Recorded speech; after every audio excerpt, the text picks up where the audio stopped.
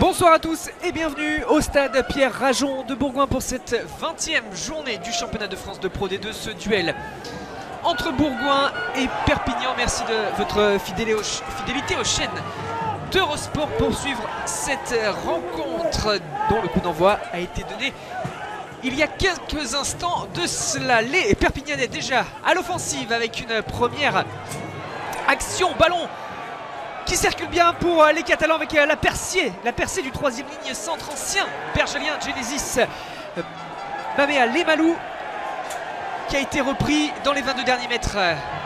Bergelien, le dégagement du CSBJ, 1 minute et 15 secondes et déjà une première offensive pour les joueurs de l'USAP, 0-0. Mais très bon travail des trois quarts catalans avec Kokadji au départ, la transmission vers Mamea, l'ancien Bergelien. Et un ballon qui a échappé au Samoan alors qu'il était tout proche de venir conclure ce premier mouvement du match. Et bien, ma foi, ça part très fort dans ce duel. Les Bergeliens là en possession du ballon pour présenter ce match, hein, si vous nous rejoignez. Présenter le contexte de cette rencontre. Bourgoin dernier de ce championnat, vous le savez, lanterne rouge de cette Pro D2 avec seulement une seule victoire sur les 5 derniers matchs, mais seulement 3 victoires depuis le début de la saison. Saison très compliqué pour les joueurs ciel-et-grenat, dont on sait qu'ils préparent bien sûr l'avenir très certainement en Fédéral 1 la saison prochaine. Et à l'image du banc bergelien ce soir, avec 7 joueurs issus du centre de formation, on voit que l'on prépare l'avenir, même si on va s'accrocher à tous les matchs qui restent à disputer jusqu'à la fin de l'année pour pourquoi pas espérer un miracle. Du côté de Perpignan, alors que l'on a fait le choix de taper en touche sur la première pénalité obtenue, c'est un message fort qui traduit complètement les ambitions de cette équipe de l'USAP. Et bien essayer de venir gagner à Pierre Rajon ce soir. Ça se voit notamment dans la composition d'équipe alignée, mais surtout avec ses ambitions encore de qualification en demi-finale en fin de saison. Et bien il faut essayer de décrocher des points à l'extérieur. Là sur cette touche par contre, on a vu que Lemalou justement n'a pas pu se saisir du cuir sur le lancer de l'ancien Bergelien Jean-Philippe Genevois. Première situation touche intéressante qui échappe. Je disais donc une équipe de l'USAP classée 10e de ce championnat et qui est dans l'obligation de performer enfin à l'extérieur pour garder des ambitions de qualification. Un seul succès hors d'Aimé Giral depuis le début de la saison du côté de Béziers. Un nul également à Soyez-en-Angoulême, mais sinon que des défaites, 8 revers en déplacement. Et il serait temps pour les joueurs de Christian Lanta d'essayer de ramener des points hors de Catalogne. On l'a vu là sur ces 3 premières minutes de jeu. Déjà 2 situations. La percée de Kokadji qui a trouvé un soutien avec les Malou. On est venu mourir à 7-8 mètres de la ligne d'essai. Et là sur cette pénalité tapée en touche, un ballon perdu par l'alignement catalan qui remet la main sur le ballon cette fois-ci proprement. Ballon capté par Vivalda. On repasse par le sol et un nouveau coup de sifflet de monsieur l'arbitre. On a écroulé le joueur en l'air là. L'arbitre de ce match est monsieur Mathieu Noireau, issu du comité du Languedoc, pour diriger cette rencontre. Et encore une fois, vous voyez ce choix de taper en touche. Mais la touche qui n'est pas trouvée du moins pas dans les 22 mètres, comme c'était le cas, comme c'était l'ambition des Catalans. Et on va revenir au point de départ du ballon. L'USAP est en possession du cuir depuis le début de ce match, mais vient de laisser échapper encore une fois une situation intéressante. Un ballon perdu en touche, et là sur cette pénalité, la touche qui n'est pas trouvée. 2 erreurs alors que l'on avait des ambitions de démarrer fort. Espérons pour les Catalans qu'ils ne le regrettent pas pour la suite de la rencontre. Il reste beaucoup de temps bien sûr, c'est parti depuis seulement 5 minutes, mais Bourgoin aussi doit essayer de se servir de ces petites alertes dans cette entame pour réagir immédiatement. La première mêlée de ce match. Introduction pour Fabio da Silva justement. Le demi de mêlée bergelien et le pack ciel-et-grenat quand même un petit peu en souffrance, qui peut sortir le ballon. Il va y avoir l'intervention de monsieur l'arbitre qui va revenir à la pénalité pour le pack de Bourgoin sur cette première mêlée fermée du match. Tomasic là qui discutait avec l'arbitre, qui va passer les consignes, qui est venu se faire expliquer la faute, le pilier anglais de cette équipe de Perpignan.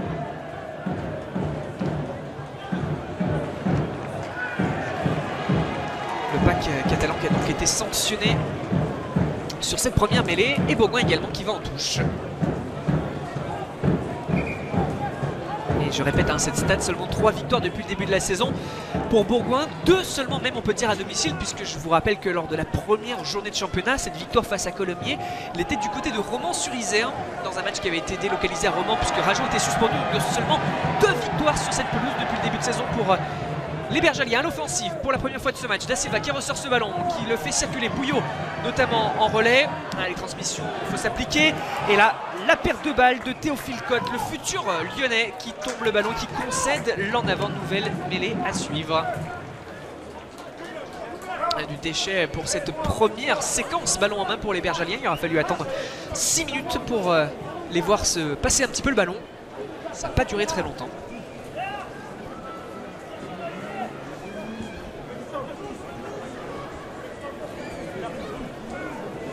Et Jean-Philippe Genevois, hein, que vous voyez à l'écran, l'a rappelé. Lui, il a passé 5 saisons du côté de Bourgoin. Il connaît justement la maison. Et il l'a rappelé cette semaine en disant que ce match ne serait pas facile pour son équipe. Logique. Mais logique pourquoi? Parce que Bourgoin, certes dernier du championnat, a très souvent rivalisé avec toutes les équipes qui sont venues jouer ici à Rajon cette saison. Et ce sont les fins de match qui posent problème à cette équipe de Bourgoin. Souvent, jusqu'à l'heure de jeu, cette équipe est dans les clous, mène d'ailleurs très souvent au score avant de craquer sur les fins de match.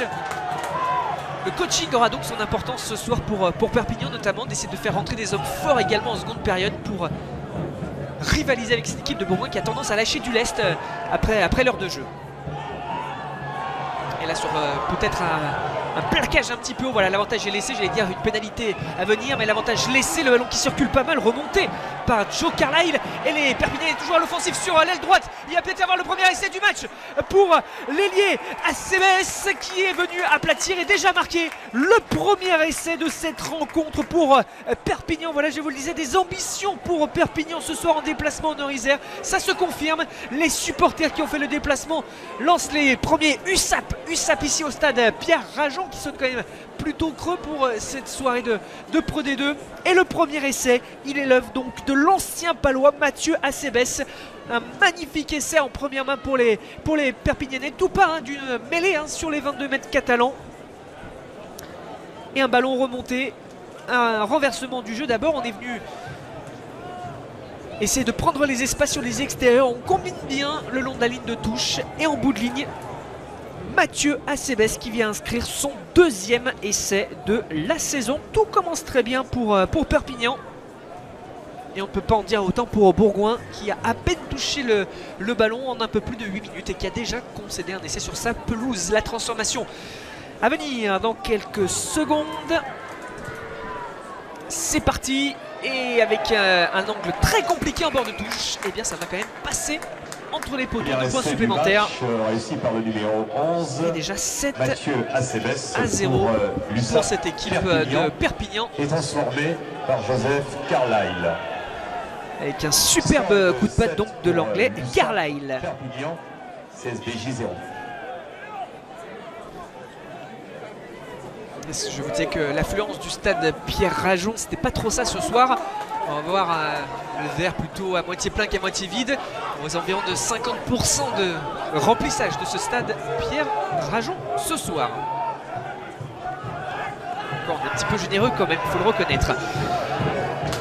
Perpignan qui a donc pris le score. Là, ce sont quand même les Bergaliens qui vont tenter de réagir. Fabio Da Silva qui cherche des espaces devant la défense. Pas facile de venir franchir ce rideau défensif catalan. Allez, Bouillot sur le côté gauche, des espaces sur les extérieurs, peut-être là avec l'accélération de Toevalu dans le couloir des 5 mètres. C'est ressorti par Da Silva. Bouillot qui transmet à sa troisième ligne. Pérez Galéon, le capitaine bergalien, va être mis un petit peu sur le reculoir. On repasse par le sol. Da Silva, petit côté. Pérez Galéon qui s'échappe et qui vient marquer un nouvel essai pour Bourgoin.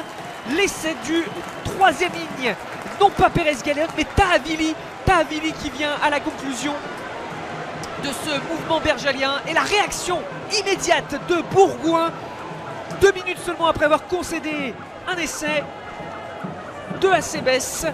Premier vrai temps fort de Bourgoin, première occasion, et on conclut avec cet essai de Tavili qui marque d'ailleurs son premier essai de la saison, le troisième in-centre, qui s'est échappé et qui a conclu en puissance la transformation à venir pour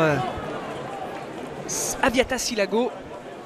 Le 3/4 centre, Sébastien Bouillot, dont on sait qu'il peut également buter, ne se sent pas depuis de longs mois dans ce registre.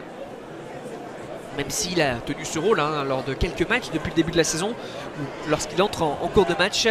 Titulaire à l'ouverture Sébastien Bouillot, mais c'est bien Aviata Silago qui bute quand même bien plus souvent quand il joue à la fois à l'ouverture, au centre ou à l'arrière. Un 3/4 polyvalent qui va essayer donc d'égaliser sur cette transformation. Bon, on a un début de match intéressant.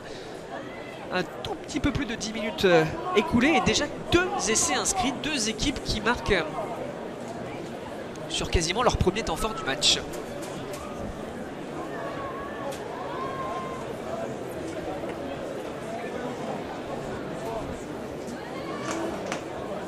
Et c'est parti pour le coup de pied de Aviata Silago qui va passer entre les poteaux.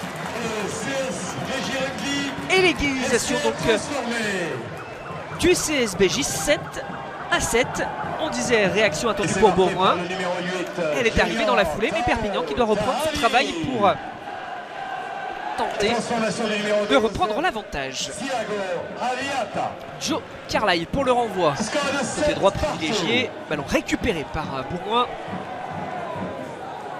Bourgoin qui sort d'une très lourde défaite avant la pause. C'est la reprise de cette Pro D2 pour cette 20e journée après notamment un week-end de repos. Bourgoin qui sort d'une très lourde défaite à Agen, 34-0 en déplacement. C'est bien sûr très compliqué. Bourgoin n'est pas dernier par hasard de ce championnat. Ça s'explique notamment par ces très lourds revers concédés en déplacement, mais aussi par cette défense là qui laisse beaucoup d'espace dans ce début de match. On le voit encore, ces prises d'intervalle, ces franchissements. Perpignan en profite pour trouver des espaces dans le dos, faire circuler le ballon. Allez, ça ressort avec Écochard, Carlyle, la fin de passe, tentative de prise d'intervalle, vous le voyez. On tente de venir attaquer cette ligne d'avantage. Et là, le ballon va être tombé par Écochard sans concéder d'en avant. Le geste de l'arbitre, monsieur Noireau, pour montrer que le demi de mêlée n'a pas fait tomber ce ballon vers l'avant. Écochard pour ressortir quand même ce ballon, s'appuyer sur Chalureau. Un petit peu de rythme là sur les libérations. Nouveau Écochard pour Carlyle, l'anglais sur sa droite. La paire de centres qui travaille, Mafi notamment. Toujours ce défi physique, la défense de Bourgoin qui se replace, qui laisse cette fois-ci un petit peu moins d'espace. Vivalda, ça ressort vers Tomasic. C'est de retrouver un petit peu d'avancée. Écochard, la Chistera là pour donner. On repart sur la gauche. Fin de passe de Farnou, l'arrière lancé. Pas de possibilité pour transmettre ce ballon vers Ratini. La touche rapidement jouée par Bourgoin. Le dégagement au pied. Et le duel là. Le plaquage de Da Silva sur Kokadji. Et Bourgoin qui va mettre la pression. Allez, on va attaquant à l'autre. Il y a de la vie dans ce début de rencontre. C'est intéressant. Écochard, ça ressort. On vient percuter. Duel Vivalda qui était venu défier. On repart sur le côté gauche. L'ancien bergalien genevois. Bien pris au niveau des jambes. La passe bien sentie là sur un pas pour Forletta. Carlyle, la belle sautée. Après le service d'Écochard. On est à nouveau sur les extérieurs, le ballon tombé et il y a l'intervention de monsieur l'arbitre, tiens, qui va pénaliser cette équipe du CSBJ a priori. Non, qui va revenir peut-être à un en avant départ de l'action. En tout cas, le temps qui a été arrêté par monsieur Noireau, qui va aller discuter avec son juge de touche. Il arrête le temps, il veut revenir à une action, enfin une situation au départ de l'action. Il a été appelé par son juge de touche, monsieur François Bouzac, l'arbitre de touche. Vous avez entendu le coup de sifflet de monsieur l'arbitre.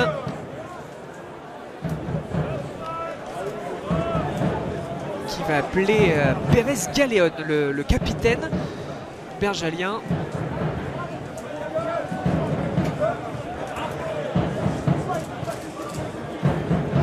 Le message passé par monsieur Noireau au capitaine. Une faute au départ de l'action en tout cas. Il a appelé également Mafi, qui est capitaine ce soir pour Perpignan. Il s'est passé quelque chose dans le ruck au départ et ce serait une pénalité en faveur de cette équipe de Perpignan. Le ruck là qui s'était formé, c'est notamment sur une charge de Jean-Philippe Genevois qui était venu rafuter et qui avait réussi à percuter la défense adverse. Mais il y a une faute dans ce regroupement au départ donc de l'action et Perpignan va conserver le ballon, bénéficiaire d'une pénalité qui va lui permettre d'aller en touche avec l'anglais Carlyle. Vous l'avez vu quand même dans ce début de saison, dans ce début de match, pardon, il y a pas mal d'espace dans cette défense bergalienne. Le lapsus avec le mot saison est bien depuis le début de l'année. Cette équipe de Bourgoin est tout simplement la plus mauvaise, l'une des plus mauvaises défenses du championnat. 15e défense du championnat avec 489 points déjà encaissés. Et la plus mauvaise défense en termes d'essais concédés, déjà 48 essais concédés par cette équipe de Bourgoin. Ce qui explique donc ces largesses défensives que vous constatez depuis le début de ce match. Ballon porté par les Catalans, la passée de touche et ce goal pénétrant qui fonctionne bien, quasiment une dizaine de mètres gagnés par les avants catalans. Le coup de sifflet de Monsieur Noirot, on est venu défendre sur le côté de ce goal et la pénalité obtenue. Travail parfait des avants catalans à l'image de Oliver Tomasic, qui va remettre le maillot en place mais qui a bien bossé avec ses partenaires pour obtenir cette pénalité. Et on va prendre les points. Joe Carlyle a montré les poteaux et on va essayer de reprendre l'avantage du côté de Perpignan.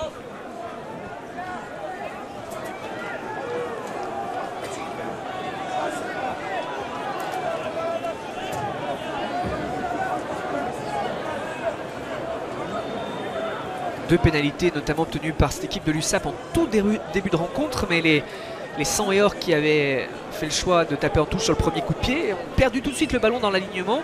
Et sur le deuxième coup de pied, la touche n'a pas été trouvée. Donc là, on essaie de capitaliser quand on le peut. Et un choix payant pour Carlyle qui passe cette pénalité. 2 sur 2 pour le buteur catalan. Pénalité réussie par le numéro 10. Après la transformation de l'essai de ACBS à la 17e minute, il redonne l'avantage à Perpignan qui mène de 3 petits points ici au stade Pierre-Ajon sous les sifflets.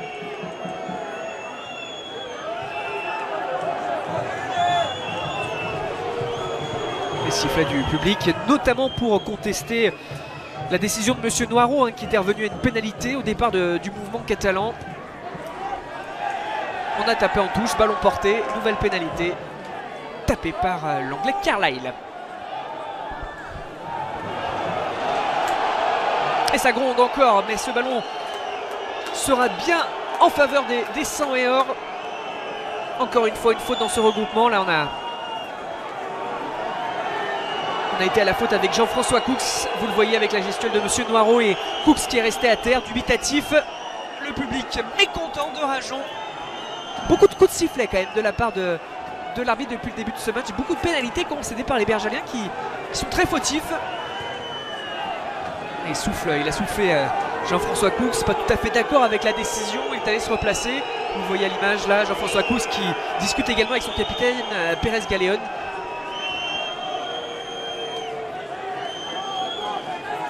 Il comprend pas vraiment ce qu'il a fait là, Jean-François Cooks. Mais il ne comprend visiblement pas non plus trop la philosophie de l'arbitrage ce soir. Monsieur Noirot était parfaitement placé. On va lui faire confiance pour cette pénalité en faveur de l'USAP qui est donc venu taper en touche, mais encore en place un ballon porté. Ça a fonctionné sur l'action précédente avec 10 mètres gagnés, une pénalité obtenue. Et là, ça permet encore une fois de se mettre dans l'avancée. Cochard. On reste plutôt dans le petit périmètre là, on va quand même aller au large. Carlyle qui lève la tête, qui a vu les espaces. Oh, la passe vers Farnou qui peut ramasser. Là cette fois-ci qui va être bloqué à terre. Et Cochard, non, l'en avant concédé par les Catalans. Et mêlée à suivre.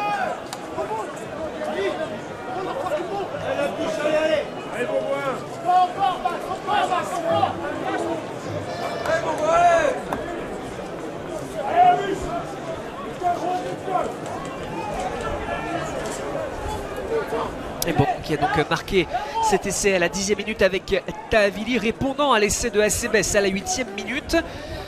Début de match assez intéressant là depuis par contre 7-8 minutes, c'est un peu plus compliqué.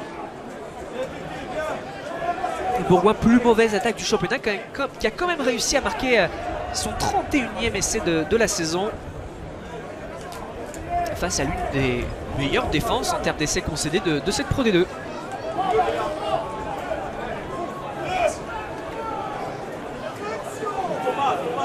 Et sur la première mêlée, eh bien le pack catalan s'était fait sanctionner. On va voir justement comment il se comporte sur cette deuxième mêlée ferme et introduite par Fabio da Silva.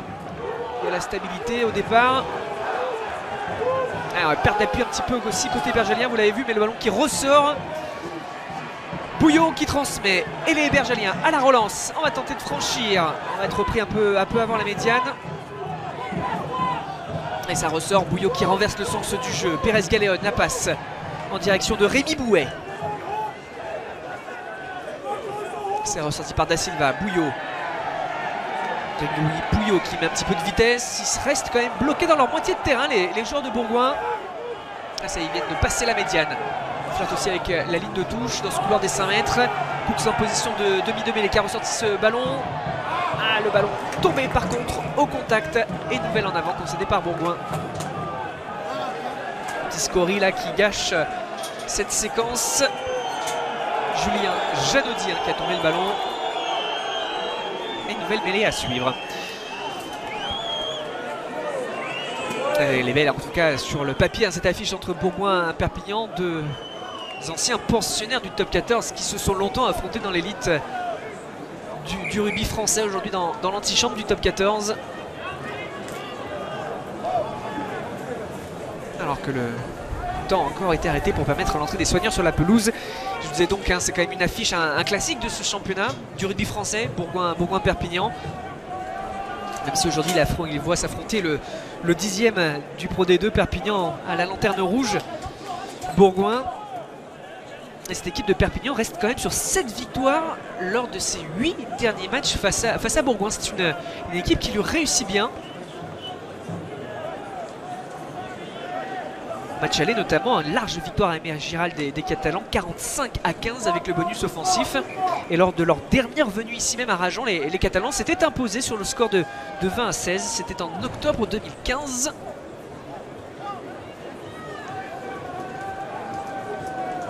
Donc entre le top 14 et la Pro D2 pour les derniers affrontements.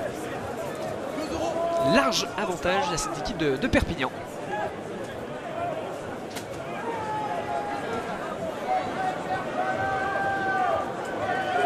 De peur que de mal pour les joueurs qui ont été soignés. On va pouvoir reprendre le jeu. Introduction sur cette mêlée pour Tom et Cochard, qui a reçu le signal de l'arbitre. Encore une fois, la stabilité. Pelouse quand même très grasse, hein. Je ne vous ai pas trop parlé des conditions de jeu. Il y a un léger redouble. On a vu quand même que la pelouse était grasse. Belle séquence, beau lancement de jeu des Catalans. Par contre, en bout de ligne, Ratini qui ne peut maîtriser le ballon, qui va sortir en touche. Passe un petit peu vers l'arrière quand même pour Ratini, qui dispute son deuxième match en son et or. L'ancien parisien, l'ancien Rochelais, l'ancien grenoblois. Pas mal bougé Ratini. Dernière chance pour lui probablement dans le rugby français. Un joueur assez atypique, pas toujours facile à gérer. Perpignan lui a fait confiance. Il a marqué un essai notamment pour son premier match. Et je disais, les conditions de jeu qui sont pas trop mal hein, pour un mois de février. Une pelouse très grasse, mais il fait pas non plus trop froid, hein, contrairement à ce que l'on aurait pu craindre. Il y a de la neige notamment sur les Alpes, pas très loin d'ici, mais pas de neige. À Bourgoin, il fait à peu près 4-5 degrés en ce moment même. Pas de pluie, pas de vent. Heureusement, une humidité qui tombe un petit peu quand même. Le ressenti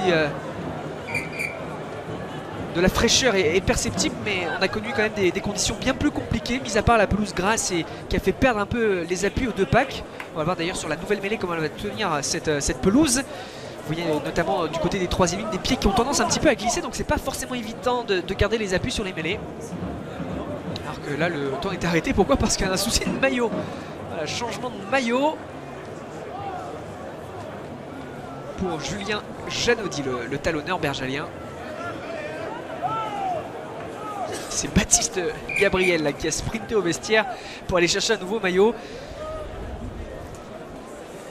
Joueur de l'effectif bergalien qui n'est pas dans le groupe ce soir et qui s'est transformé en intendant pour aller dépanner son talonneur. Allez, on va pouvoir reprendre le jeu. Et pour Janody avec un maillot tout beau, tout neuf, tout propre. Et je vous parlais donc de l'état de la pelouse. On va voir si les appuis tiennent bien. L'importance d'être bien cramponné. L'avantage pris par le pack catalan. Même si ce ballon est ressorti par Bourgoin à temps. C'est Aviata Silago là, qui était venu tenter de prendre l'intervalle. C'est ressorti vers Bouillot, le jeu au pied directement en touche devant ses 22 mètres. La grimace de Sébastien Bouillot qui s'en veut un petit peu là. Car oui, il rend le ballon à l'adversaire. On va avoir un lancer en touche intéressant pour les USAPistes. C'est pourtant pas précipité, hein, Sébastien Bouillot. Aviata Silago était venu défier la remise derrière. Bon, on avait le temps d'occuper, notamment d'essayer de jouer un petit peu dans le dos de la défense perpignanaise. Dans l'espace, profiter de l'espace. Et Bouillot qui a raté son coup de pied. Allez, Genevois au lancer sur cette nouvelle touche. Perdu du rythme depuis les 2 essais dans les 10 premières minutes. Là, ça fait un quart d'heure plus compliqué, plus fermé. Ballon capté par l'alignement sang et or. Tentative encore une fois de ballon porté. Ça fonctionne là sur le côté gauche. Tom et Cochard, ça ressort vers les Malous. Et Cochard à nouveau qui lève la tête sur sa droite. On s'appuie sur la deuxième ligne. Chaluro qui a gagné à son tour quelques mètres. On insiste là sur ce grand côté. On s'enferme un petit peu quand même. On vient percuter, défi avec Ratini. Et Cochard, ça ressort pas mal. Carlyle, la belle passe de Carlyle, ça permet à son partenaire de jouer lancé. Encore une fois, Chaluro qui est intéressant dans ce début de match. Carlyle aussi qui touche beaucoup de ballons. Un peu plus de difficulté là à sortir ce ballon. Le coup de sifflet de monsieur l'arbitre qui va revenir à une pénalité en faveur des Catalans au départ de l'action. Une position de hors-jeu. Pénalité face au poteau qui pourrait permettre à Perpignan de prendre 3 points plutôt facile hein. Face au poteau à 20 mètres. Seulement 3 points d'écart entre les deux équipes. Et oui, les perches sont montrées. Et Joe Carlyle qui va tenter les points. Et qui va essayer de donner 3 points supplémentaires à son équipe, donner 6 points d'avance à Perpignan ici à Bourgoin. Alors qu'il reste un quart d'heure avant la fin de cette première période. Si vous nous rejoignez sur les chaînes d'Eurosport, 2 essais déjà dans ce match, assez baisse pour Perpignan dès la 8e minute. Et la réaction juste après le renvoi de Tahavili pour Bourgoin. Et je vous rappelle votre rendez-vous sur Eurosport 2 dès la fin de ce match. Rendez-vous dans Soir de Pro D2 avec Géraldine Ponce, ses invités en plateau pour revoir toutes les images de la soirée, tous les matchs, tous les résumés, tous les essais et surtout toutes les réactions. C'est parti pour Carlyle. Entre-temps, 3 points supplémentaires. La pénalité qui passe sans souci. Pénalité par Joseph Carlyle. Et 6 points d'avance donc pour Perpignan ici à Bourgoin grâce notamment à ce monsieur Carlyle. 3 sur 3 au pied.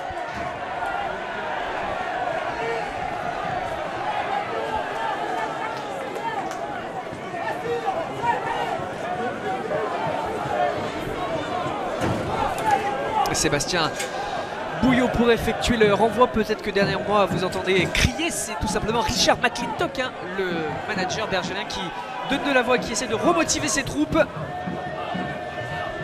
Elles ont su le faire, elles ont su réagir après l'essai d'ACBS tout à l'heure. On voit à nouveau mené sur son terrain, mais c'est bien Perpignan en possession du ballon avec Chaluro. Et la tête levée pour Carlyle pour mettre un long coup de pied, un long coup de patte pour donner de l'air aux siens. Et la relance depuis son camp pour Mathieu Nicolas. Stoppé sur la ligne médiane. Da Silva, ça ressort. Sébastien Bouillot, on met un peu de vitesse. Grégory Pouillot qui franchit la ligne médiane par le centre du terrain. Mais la pénalité, on est venu perdre les appuis là, dans ce regroupement. Visiblement Janody qui est venu contester et on prend 10 mètres dans la foulée pour être venu contester la décision de monsieur l'arbitre. Beaucoup de fautes hein, concédées par cette équipe de Bourgoin alors que sur le banc catalan on réclame les 3 points. On montre aux joueurs sur la pelouse qu'il faut prendre les points, mais on est venu perdre les appuis dans le ruck en position de soutien.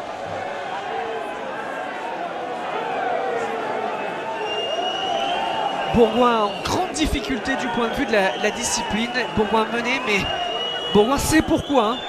Depuis le début de ce match, malgré l'incompréhension sur le bord du terrain de Richard McClintock, le manager bergelien, là, qui est très dubitatif des décisions.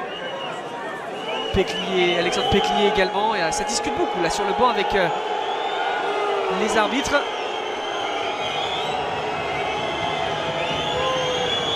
On tente de se faire expliquer les fautes, mais l'indiscipline bergelienne coûte cher et cette équipe de Perpignan en profite. Joe Carlyle à l'image des 40 mètres face au poteau sous une bronca à Arajo pour son 4e coup de pied du match qui va passer entre les poteaux. Il poursuit son sans faute et 9 points d'avance pour Perpignan face à Bourgoin.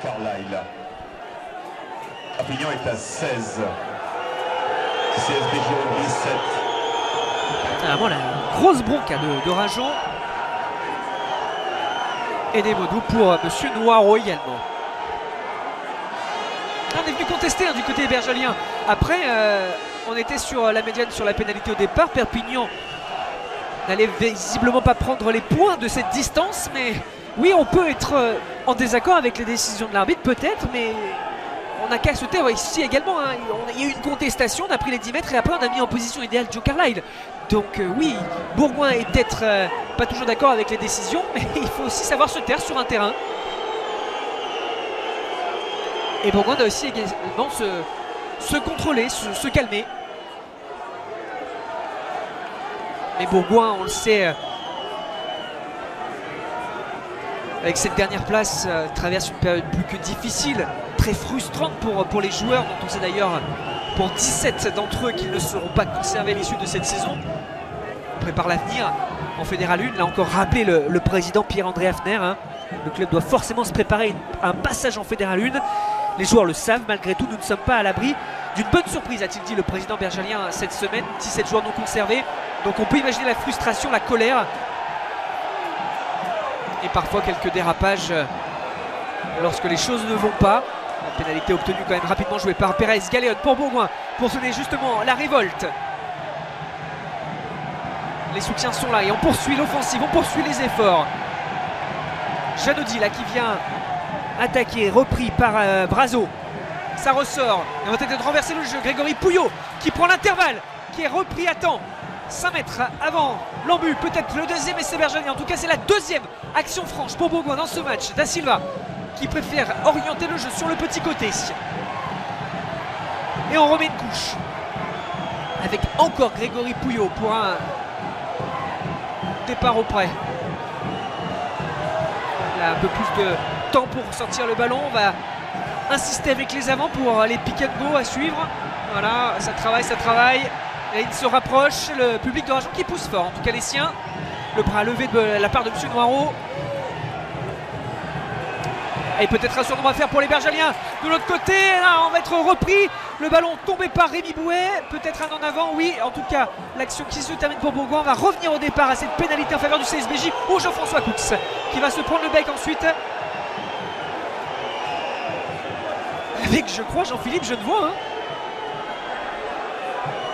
L'ancien bergelien qui se prend avec Jean-François Coux.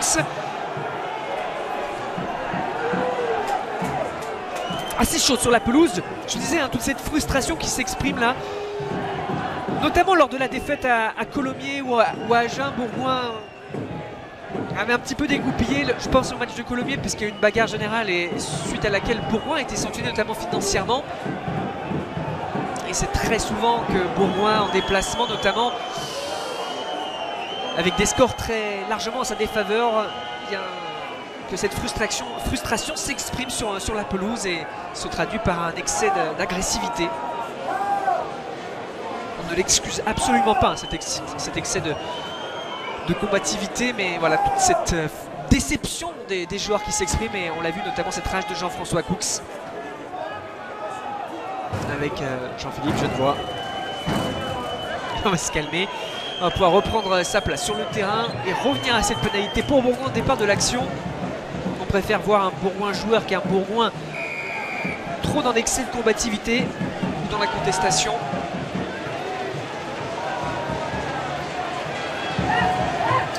Et Bourgoin qui va taper en touche, bien sûr, essayer de marquer un deuxième essai, de recoller à cette équipe de Perpignan qui a marqué 3 pénalités sur coup et qui a pris 9 points d'avance. Qui fait un vrai écart déjà dans ce début de match. Et la pénale touche à suivre. Janodi au lancer après le coup de pied de Bouillot.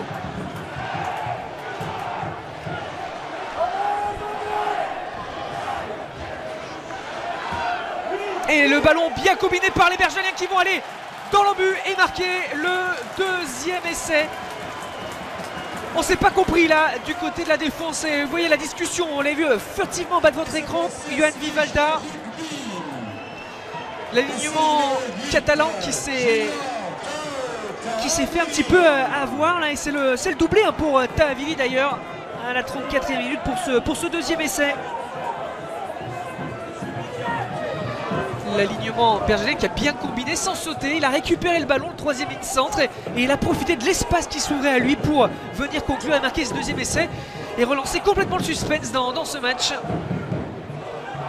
Bourgoin qui est revenu à 12-16, seulement 4 points de retard avant la transformation de Aviata Silago. Mais la défense de Perpignan là, qui a fait véritablement une offrande hein, à l'équipe de Bourgoin. Assez surprenant d'ailleurs la manière dont ils se sont fait prendre les 101 sur cette défense de pénal touche. Laisser de l'espace de la sorte à Tahavili qui est venu conclure sans opposition et marquer donc son deuxième essai du match. Il avait peu marqué depuis le début de la saison l'Australien et là ce soir un doublé pour cette rencontre comptant pour la 20e journée de Pro D2. Silago quant à lui, il a transformé à la 10e minute l'essai de Tahavili, le premier essai d'un coup de pied en coin, en bord de touche, pas forcément évident. Là c'est encore une fois un coup de pied décalé. Et pour le pied gauche de Aviata Silago, ce sera le premier échec dans ce match. Le score dans cette rencontre, 16 actuellement pour l'USAP Perpignan et 12 pour le CSBJ Rugby.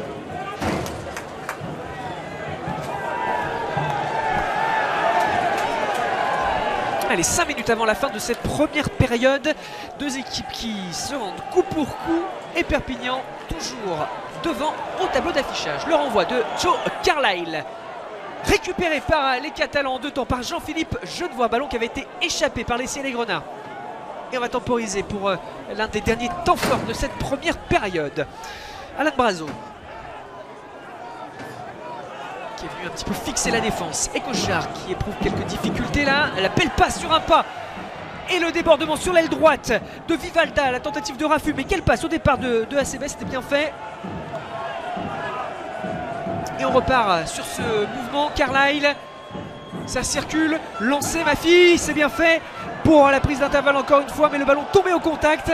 Les en avant concédés. Double en avant. Et on va revenir au premier en avant. Et à la mêlée à suivre. Là ça va vite en tout cas, côté perpignanais, quand on arrive à faire circuler le ballon, à le faire vivre, on voit que l'on arrive à prendre des espaces. On fixe la défense, avec les avants notamment, 1 ou 2 temps de jeu, et ensuite on écarte, on joue large, et on profite des espaces qui se créent. La tactique est assez lisible, mais ça fonctionne jusqu'à présent.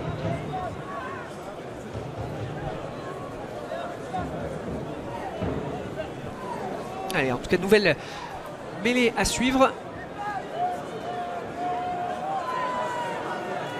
On ne peut pas vraiment dire qu'une équipe a pris l'ascendant dans ce secteur de jeu, mais l'on sent quand même dans les épreuves de force successives que le pack USAPiste est proche quand même de prendre le dessus. Les pénalités sont très proches. Et on va voir sur cette mêlée introduite par les Bergeliens comment vont se comporter les deux packs. Allez, Da Silva pour l'introduction. Et la pénalité pour le pack bergelien justement. Voilà, que ça, il faut mentir. Je sentais plutôt le pack catalan légèrement dominateur. Et bien là c'est la mêlée bergelienne qui gagne ce combat. Au grand désarroi d'Oliver Tomasic.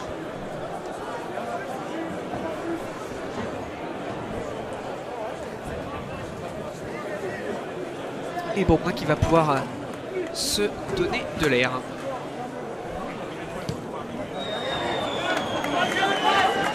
Ça discute beaucoup en tout cas, hein, les joueurs sur la pelouse. Les joueurs avec leur banc, l'image là de Johan Vivalda qui est venu prendre quelques consignes. Les réajustements sont fréquents dans cette première période. Bamberg général, lui qui a beaucoup discuté avec les arbitres pour se faire un peu comprendre les décisions de M.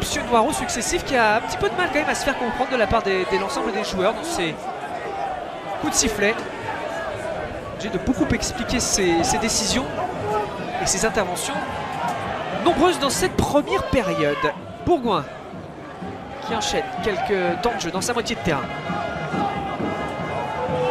Il y a un ballon disponible pour Fabio Da Silva là, qui discute avec ses avants et on préfère venir fixer une nouvelle fois plutôt que de taper. Et le coup de sifflet qui intervient dans un deuxième temps. Une pénalité et dans la zone plaqueur plaqué.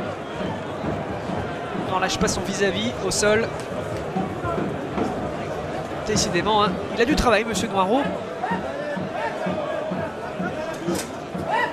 Et bien Tassilago qui va taper en touche et continuer à faire avancer cette équipe de Bourgogne. Une minute avant la fin de cette première période, est-ce qu'il va y avoir une dernière situation? En tout cas, ils n'ont pas l'air de trop se précipiter, les Bergaliens. Capitaine de touche, Théophile Cotte, là, que vous avez vu avec son numéro 6 qui a passé la consigne, son casque noir. Julien Janodi au lancer. Et c'est justement Théophile Cotte qui capte ce ballon au milieu d'alignement. Et derrière, on s'organise autour de lui. Pas de possibilité d'avancer.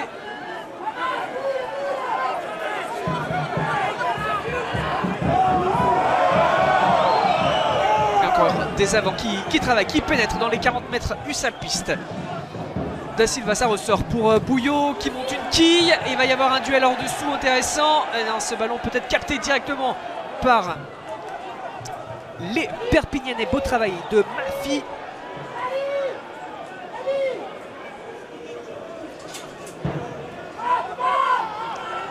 Et ballon en main, la tentative de relance sur la sirène des joueurs de Perpignan qui vont sûrement taper en touche et mettre fin à la première période. Voilà le coup de pied de l'anglais Joe Carlyle sous les sifflets de Rajon, sous les sifflets du stade Pierre-Rajon, car Bourgoin est mené par Perpignan sur le score de 16-12. 3 essais dans cette première période, ça a démarré très fort avec l'ouverture du score de Perpignan sur son premier mouvement, assez baisse, conclusion large dès la 8e minute. Jolie séquence en première main, la réaction sur le renvoi des Bergers.